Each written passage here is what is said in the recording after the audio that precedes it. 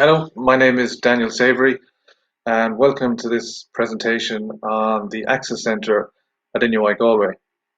So what we're going to do in this short presentation is we're going to talk about some of the different options that students have for progressing to third level education that the Access Centre, I suppose, kind of manages and promotes. What we'll also do is we'll talk about the Disability Support Service that is a part of the Access Centre, and how students can register and the kind of support they can hope to receive, I suppose, when they start at NUI Galway. So just in terms of entry routes and accessing university, most of you are aware that I suppose, conventional or traditional way of getting into university is by virtue of doing Leaving Cert. So your Leaving Cert points obviously would determine the kind of course that you could get and so on. In recent years, there have been a number of additional entry routes that have been added to this. So, for example, we now have the Leaving Cert points and the Higher Education to Access route scheme. We have Leaving Cert points plus the Disability Access route to Education scheme. We have the Further Education Access route, which is completely independent of Leaving Cert points and so on. We have the Diploma and Foundation Studies Access program, again, which is independent of Leaving Cert points. And we have the Mature Student Entry route as well. So what I'll do is I'll talk about each one of these before I move on to talk about Disability Support Service. So the first is the Higher Education Access Route scheme, or the HEAR scheme. So HEAR, or the Higher Education Access Route, is a college and university scheme which offers places on reduced points and extra college support to school leavers from socio-economically disadvantaged backgrounds who are resident in the Republic of Ireland. In order to be eligible for this scheme, you must meet a range of financial, social, and cultural indicators in order to receive, I suppose, reduced points and extra college support. So how does the scheme work? Well, one of the kind of red lines for the schemes, one of the things that you have to satisfy is the income requirement. Your income has to be below certain HEAR limits for the year. Now, these are outlined through the HEAR guide, which is available on our website. You'll see a link to that on the previous slide. So that's the kind of the red line, and then you have to meet a combination of other indicators. So, for example, medical or GP visit card. Has the family a medical or GP visit card? Has the family received a means-tested social welfare payment from the Department of Employment Affairs and Social Protection in the last 26 weeks? Does the particular applicant belong to a socio-economic group that is underrepresented at higher education? So are the parents guardians, or the parents or guardians non-manual workers, semi and unskilled manual workers, and so on? Did the student go to a DESH school, that is a school that takes part in the Delivering Equality of Opportunity in School scheme? And then we also look at the area profile.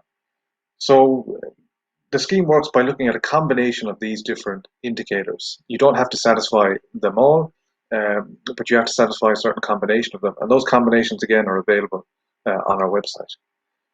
So in addition to HEAR, we have what's called the DARE scheme, or the Disability Access Route to Education. And this is a third level alternative admission scheme for school leavers whose disabilities have had a negative impact on their second level education. So again, just like HEAR, it offers reduced points places to school leavers. But instead of looking, I suppose, at socioeconomic criteria, it looks at the criterion, I suppose, of disability and the extra educational challenges that come about with having a disability at second level education. So just like there are certain things that you have to satisfy for HEAR, there will be for the DARE scheme as well. So in the first case, there are certain disabilities that the DARE scheme caters for. Now again, you can see a list of them here. So for example, you have attention deficit disorder, ADD, autism spectrum disorder, students that are visually impaired, hard of hearing, and so on. So the list is quite extensive. So in order to be eligible for the scheme, you must meet two criteria, basically. The DARE educational impact criteria and the DARE evidence of disability criteria. So in terms of the first criteria, DARE's educational impact criteria, the kind of questions that you'll be asked is, has your disability or condition impacted you in the following ways, I suppose? Have you received intervention or support in post-primary school? Has it impacted on your attendance? Has that been regularly disrupted? Has it affected your school experience and well-being? Has it impacted on your learning or exam results? Has it caused any other educational impacts? And based upon satisfying a certain range of these criteria, again, you will have satisfied the DARE educational impact criteria. So, for example, applicants with specific learning difficulty must meet indicator 6 plus one other indicator, and all other applicants must meet any combination of two indicators from indicators 1 to 5. So again, not dissimilar to here, there are certain combinations of indicators that are particularly relevant here. I suppose probably the easiest thing is to go through two examples relating to DARE's evidence of disability. So remember, there are two criteria that you have to satisfy. The second is DARE's evidence of disability criteria. So obviously, it's not enough just to say that you've had a disability that has negatively impacted your progression to third level. You have to supply some evidence. So let's look at two examples. So in the case of attention deficit disorder or attention deficit hyperactivity disorder, what you need to supply is a consultant psychiatrist or psychologist or neurologist or pediatrician evidence from them. And this must be no less than 3 years old.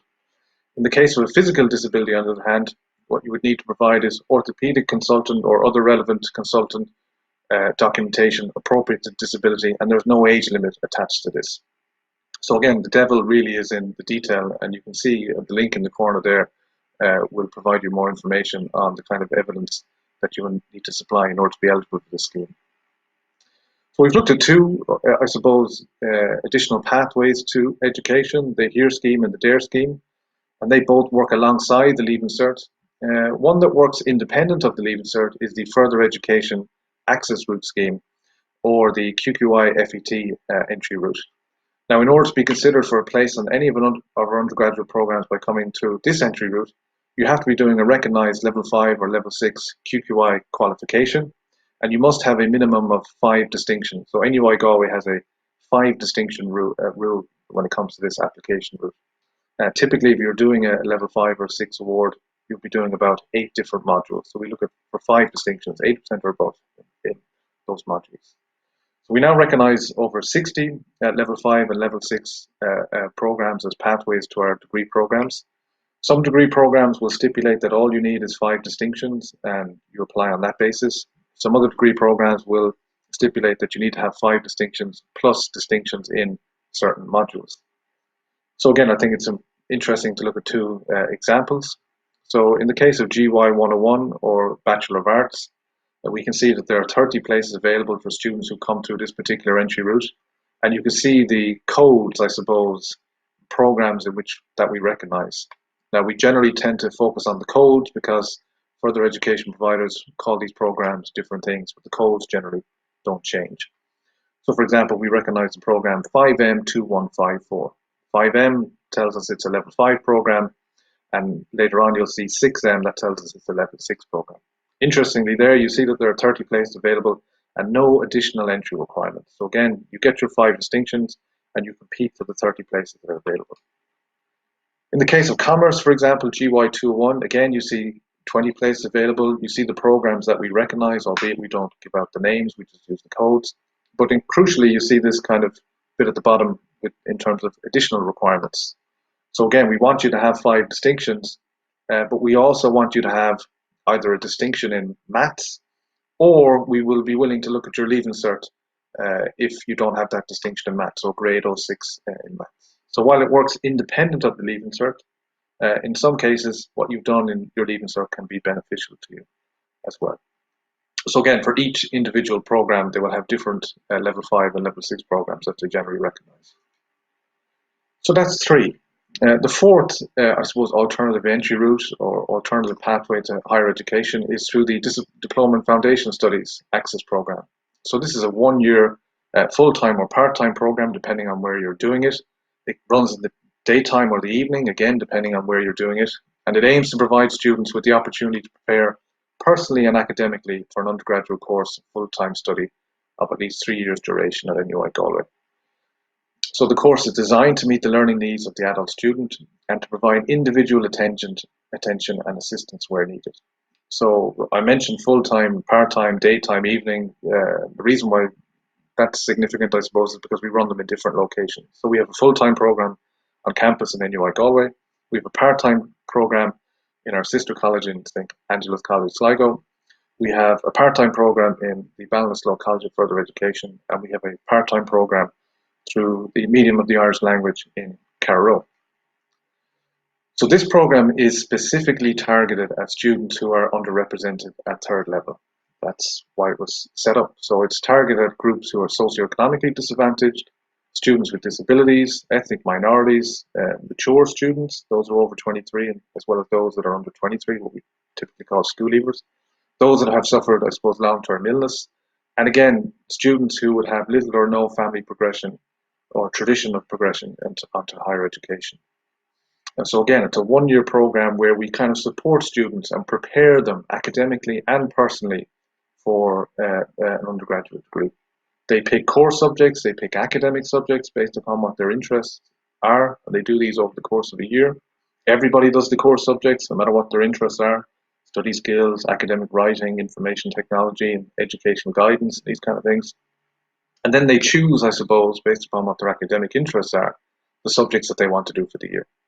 So for example, let's say that I want to do a degree program in the College of Arts. Well, I'm going to do the arts stream of the Access program. I'll be doing core subjects like everybody else, but I'll be doing subjects like philosophy, sociology, history, Irish, English, and maths. Similarly, if I wanted to go on and do an undergraduate program in science, I would do the core subjects like everybody else, but in this case, I would be doing maths, physics, chemistry, and biology. Okay, so we've looked at, I think at this stage, 4 different entry routes into university. A fifth is specifically for mature students. So mature student, again, is somebody who is 23 years of age or over on or before the 1st of January in the year that you submit your application. So you're not coming in on the basis of your leaving cert, you're coming in on the basis of your age, so to speak, the fact that you're going to be 23. So for mature students, when they enter, again, they have to satisfy certain criteria in order to get places on certain degree programs. So 2 examples, I suppose, might help to illustrate how this works. So for example, GY 101, which we talked about a few minutes ago, Bachelor of Arts. If I'm a mature student and I want to apply to that degree program solely on the basis of being a mature student, I haven't done a FETAC program, I haven't a leaving cert, or I didn't get enough points, I would do the MSAP exam, which is a kind of an exam that you do prior to coming to university, and there are no interviews, and it's solely based on how you perform in that particular exam. Similarly, if I'm applying for nursing, again, GY 515, general nursing, I do what's called the Nursing Careers exam prior to coming into university, and I compete for the 9 places that are available there. I think it's crucial to point out that the admission criteria for each program coming in on the basis of a mature student, much like it is for FETAC students, it is different depending on the program. So the devil really is in the detail. You can see that's significantly different for GY 101 and GY 515. And there are a lot of variation when it comes to applying to this entry route. Again, you can see for more information, you can go to nuigalway.ie/mature student. We can get full details on this. The Mature Students Officer, Trish Burke, who works in the Access Centre, also runs 2 Diploma and Foundation Studies programs. We have a Diploma in Foundation Studies, Science, Technology and Engineering, Diploma in Foundation Studies, Business, Arts and Law. And much like the Access programs, I suppose, that we talked about a couple of minutes ago, these are part-time programs that prepare people, I suppose, academically and personally for applying to an undergraduate degree at NUI Galway. While the Access program is free and specifically targeted at students who are underrepresented at higher education, this particular program has a fee attached. So fees are 380 for employed people and 60 euros for unemployed people. So it's not specifically, I suppose, targeted at underrepresented students at higher education. So finally, I suppose, is the Disability Support Service. Now, the Disability Support Service provides supports for students with a disability, a long-term physical or mental health condition, or specific learning difficulty. And I should emphasize that the Disability Support Service and the supports they provide are not just for people coming through these alternative pathways, I suppose. They're for all students who are coming into NUI Galway. So the service is free, it's confidential, and it's tailored to our students.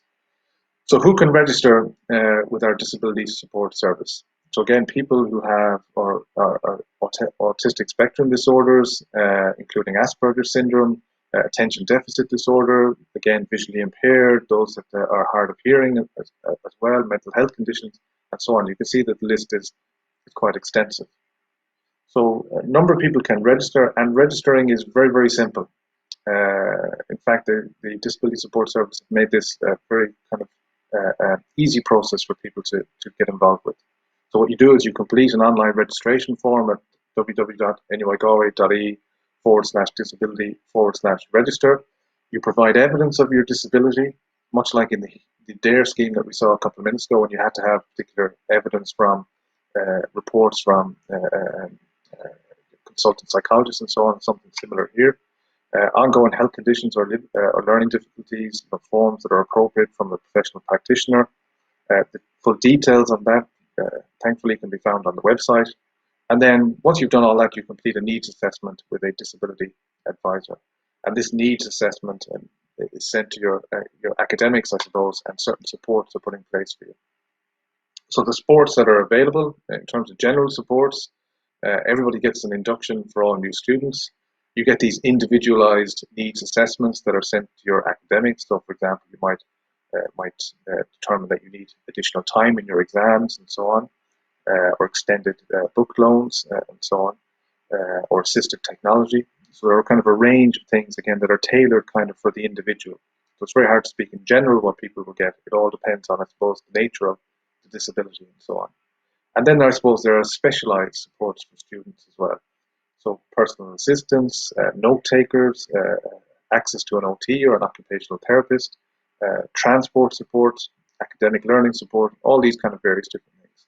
But again, these are very much tailored to the individual once they meet with a disability advisor and once they've gone through that additional registration process. I do hope all of this has been useful. I should add that there is so much more that the Access Centre does, but I hope I've given you a sense of some of the things that we do in the context of entry routes and in the context of our supports that we provide through the Disability Support Service. Thank you very much, and I wish you the very best on your educational journey.